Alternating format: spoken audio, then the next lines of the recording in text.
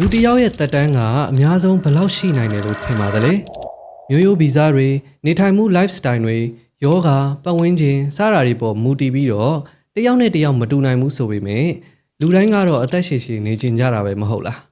အသက်မတူပဲအသက်ရှည်နူးပြိုခြင်းနဲ့ဆိုရင်တော့အခုကျွန်တော်ပြောပြတော့မယ့်အချက်တွေကိုသေချာနားထောင်ဖို့တိုက်တွန်းခြင်းပါတယ်ဒီနေ့ဗီဒီယိုမှာတော့လူတော်တော်များများသတိမထားမိပဲလုံးမိနေတဲ့အသက်မြန်မြန်တိုးစေနိုင်တဲ့အချက်9ချက်နဲ့အသက်ရှည်ရှည်နေနိုင်စေမယ့်နည်းလမ်းတွေကိုပြောပြပေးသွားပါမယ်ခင်ဗျာ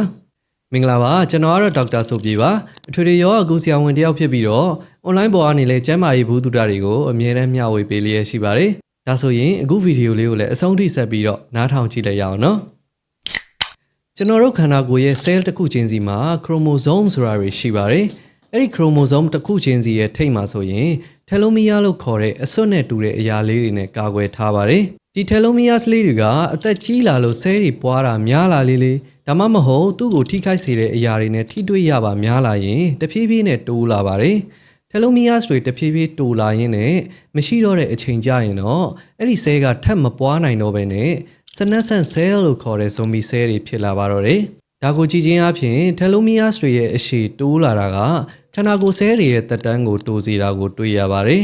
်ဒါဆိုရင်အသက်မြန်မြန်တိုးစေနိုင်တဲ့အချက်တွေကဘာတွေလဲဆိုတော့တစ်ကတော့စိတ်ဖိစီးမှုများခြင်းပါစိတ်ဖိစီးမှုများတဲ့အချိန်မှာထွက်လာတတ်တဲ့ cortisol ဟော်မုန်းတွေများလာပြီဆိုရင် telomeres ကိုတိုးစေပါတယ်စိတ်ထောင်းကိုယ်ကြီးဆိုသလိုပဲပေါ့စိတ်ဖိစီးတာကကြာလာရင်ခန္ဓာကိုယ်ပါဖိစီးလာတာမျိုးပါနှစ်ကတော့အိတ်ချိန်မပြေဝတာကြောင့်ပါ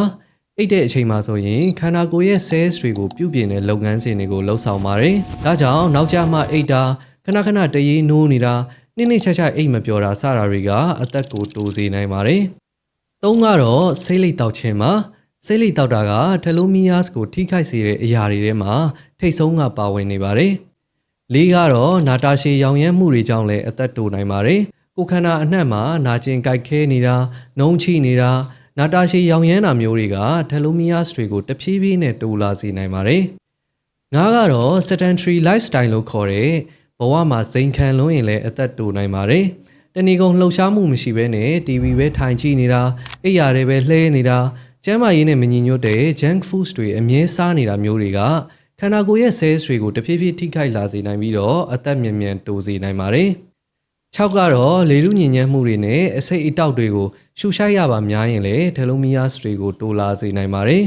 နောက်ဆုံးနံပါတ်9ကတော့ခန္ဓာကိုယ်မှာဗီတာမင် A, C, E, D, B12, zinc, omega 3 စတဲ့ဓာတ်တွေချိုးတဲ့နေမယ်ဆိုရင်လေဆဲတွေရဲ့ပြန်လည်ပြုပြင်တဲ့ repair mechanism ကအားနည်းလာပြီးတော့မြန်မြန်အသက်တိုးစေနိုင်ပါတယ်ဟာဒီအချက်တွေကတော်တော်များများကိုလုံးမိနေတာကြားပြီးဆရာရဲ့ဒါဆိုရင် telomeres တွေကတော်တော်တိုးနေလောက်ပြီပေါ့လို့စိုးရိမ်သွားကြမယ်လို့ထင်ပါတယ်သတင်းကောင်းအနေနဲ့ကတော့ telomeres တွေတိုးတာကိုနှိမ့်ကွေးသွားစေပြီးတော့အသက်ရှည်နူးပြိုစေနိုင်မယ့်နည်းလမ်းတွေရှိပါတယ်ဘာတွေလုပ်ပေးရမလဲဆိုတော့အရင်ဆုံးအနေနဲ့တစ်နေ့ကိုမိနစ်20နာရီဝက်လောက်လေ့ကျင့်ခန်းလုပ်ပေးတဲ့အလေးအကျင့်ကိုလုပ်ပေးပါလေ့လာမှုတွေအရလေ့ကျင့်ခန်းပုံမှန်လုပ်တဲ့သူတွေကမလုပ်တဲ့သူတွေထက် telomeres တွေကပိုရှည်တာကိုတွေ့ရပါတယ်မနက်စောစောဒါမှမဟုတ်ရေမချိုးခင်အချိန်မှာနှလုံးခုန်မြန်စေတဲ့လေ့ကျင့်ခန်းတစ်ခုခုကိုလုပ်ပေးခြင်းကအသက်ရှည်ဖို့အတွက်အထောက်အကူပေးနိုင်ပါတယ်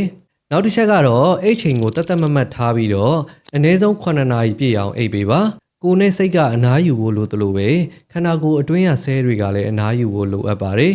်နောက်တစ်ချက်အနေနဲ့ကတော့အာဟာရမျှတတဲ့အစားအသောက်ကိုစားပေးပါအာဟာရမရှိတဲ့ junk foods တွေကိုရှောင်ပါနောက်တစ်ချက်အရေးကြီးတာကစိတ်ဖိစီးမှုတွေကိုလည်းလျှော့ချရပါမယ်တရားထိုင်တာယောဂတို့ဖလာတစ်တို့ဆော့တာဒိုင်ယာရီရေးတာစသဖြင့်ကိုယ့်ရဲ့စိတ်ကိုငြိမ်စေပြီးတော့အေးချမ်းစေမယ့်အရာလေးတွေကိုလုပ်ပေးပါနောက်ဆုံးတစ်ခုကတော့အားလုံးသိချင်နေကြမယ်ထင်တယ်ဆေးအကြောင်းပါtelomeres တွေကို support လုပ်ပေးနိုင်တဲ့ဓာတ်ပစ္စည်းတွေကိုသိပ္ပံနည်းကျသုတေသနလုပ်လာခဲ့တာတွေအများအပြားရှိပါတယ်။အဲ့ဒီအထဲမှာတစ်ခုကတော့ cycloestragenol လို့ခေါ်တဲ့ဓာတ်ပစ္စည်းပါ။ cycloestragenol က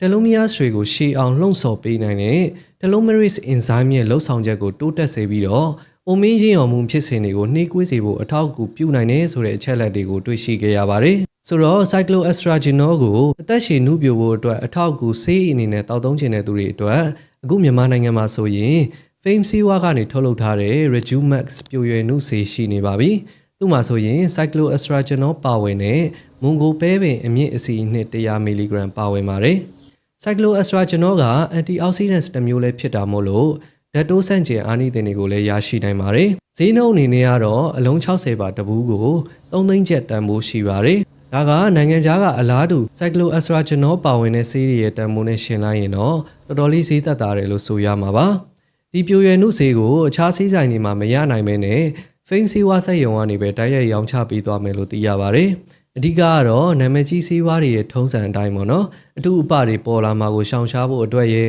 နောက်ဆေးအာနိသင်ပြေဝအောင်ကောင်းကောင်းမွန်မွန်ထိန်းသိမ်းထားချင်တာတွေရဲ့အကြောင်းပါဆိုတော့အပေါ်မှာကျွန်တော်ပြောခဲ့တဲ့ lifestyle တွေကိုလိုက်နာတာအပြင်အသက်ရှည်နူးပြိုဖို့အတွက်အထောက်အကူအနေနဲ့ဆေးထက်တောက်ချင်နေဆိုရင်ဒီ rejuvenate ဆေးကိုတောက်သုံးလို့ရပါတယ်ဒီတစ်ခုတည်းပဲတောက်ပြီးတော့အခုနပြောခဲ့တာတွေဘာမှမလုပ်ဘဲနေလို့တော့မရဘူးเนาะတောက်တဲ့အခါမှာလူကြီးတွေမှာတစ်ခါတောက်ရင်ဆေးတစ်တောက်တစ်နေ့နှစ်ကြိမ်အစာနဲ့ခြားပြီးတော့တောက်ရပါမယ်